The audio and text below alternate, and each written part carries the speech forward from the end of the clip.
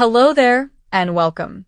You've tuned in to another quiet, meandering episode of Boring History, the place where nothing happens quickly, and even the smallest events get the long, slow attention they deserve.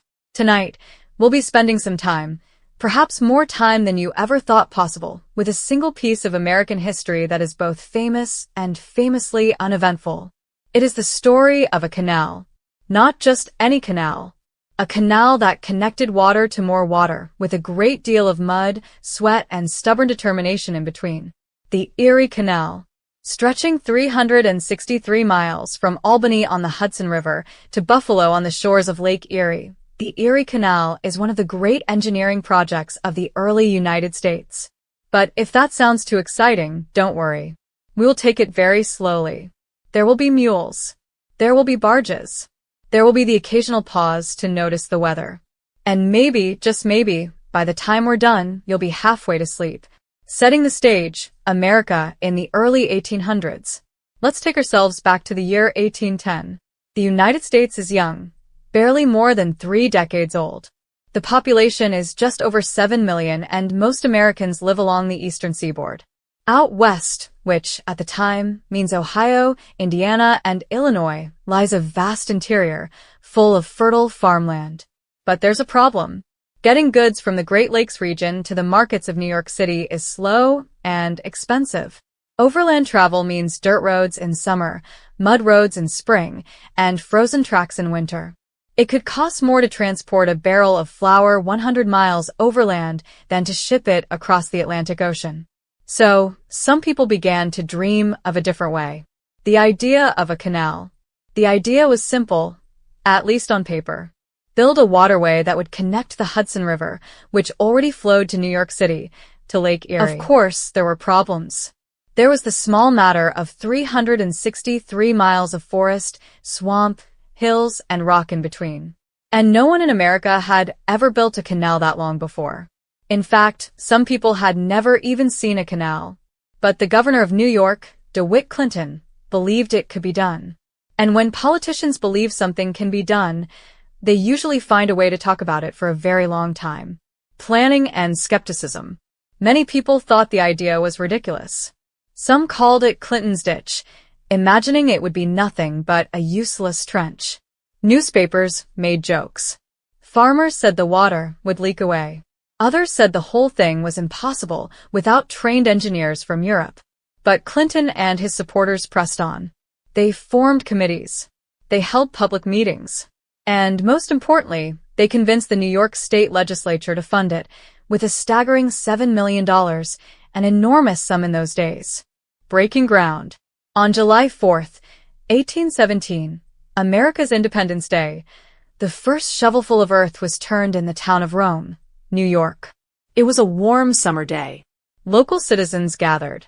There were speeches and probably some cider. Someone dug the ceremonial first clump of dirt, and the Erie Canal officially began. Of course, digging the canal wasn't like digging a ditch in your backyard. It meant cutting through dense forests. It meant draining swamps. It meant blasting through rock with black powder. And all of it was done by hand. Life on the construction site. The workers were mostly local laborers at first, farmers, carpenters, and whoever else could swing a pickaxe. Later, waves of Irish immigrants joined the effort, bringing their strength and their songs. Days began early. The air would be heavy with the smell of wet earth and pine. Men would swing shovels and haul dirt into wheelbarrows, dumping it to form the canal's banks. They worked in rain. And in winter, they worked in snow, chopping through frozen ground with iron tools. Progress was slow, sometimes only a few feet a day. But foot by foot, mile by mile, the canal took shape. The first sections open.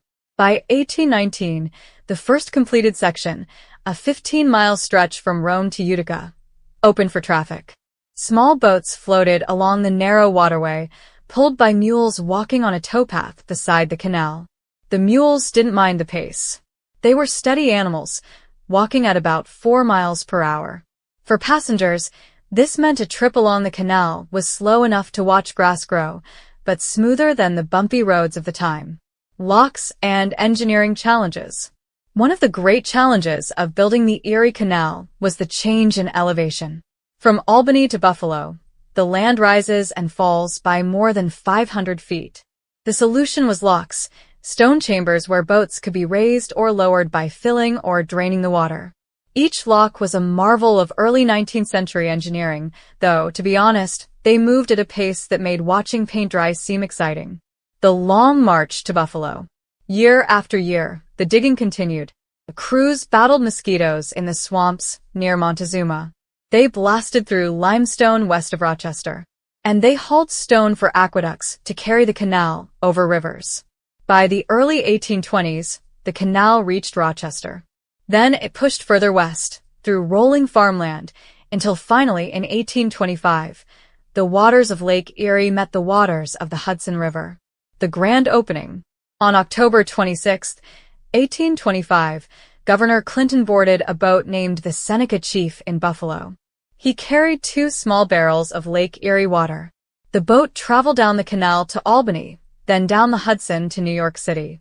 When he arrived, he poured the water into New York Harbor, symbolically marrying life along the canal, waters of the Great Lakes, Erie Canal, and the Atlantic Ocean. Everything. Farmers could now send grain to New York City in days instead of weeks, and at a fraction of the cost. Immigrants traveled west along the canal, settling in Ohio, Michigan, and beyond. Towns like Syracuse, Rochester, and Buffalo grew rapidly. Along the canal, there were taverns, general stores, blacksmith shops, and boatyards. Life had a steady rhythm. The creak of tow ropes, the splash of oars, the call of mule drivers. The canal's slow decline. For decades, the Erie Canal was the backbone of trade in the Northeast. But by the late 1800s, railroads began to carry freight faster and year-round. The canal was widened and deepened several times, but eventually, it could not compete with steel rails. Today, parts of the original canal still exist, as recreation trails or quiet stretches of water where herons fish in the shallows. Closing thoughts. The Erie Canal may not have the drama of a war or the glamour of a gold rush, but it is a reminder that history is often made slowly, one shovelful of earth at a time. So, next time you pass a quiet ribbon of water in upstate New York, think of the thousands of hands that dug it, the mules that plodded along its banks, and the barrels of water that made their slow journey from Buffalo to New York Harbor almost 2 centuries ago. Thank you for joining me for this long, quiet journey.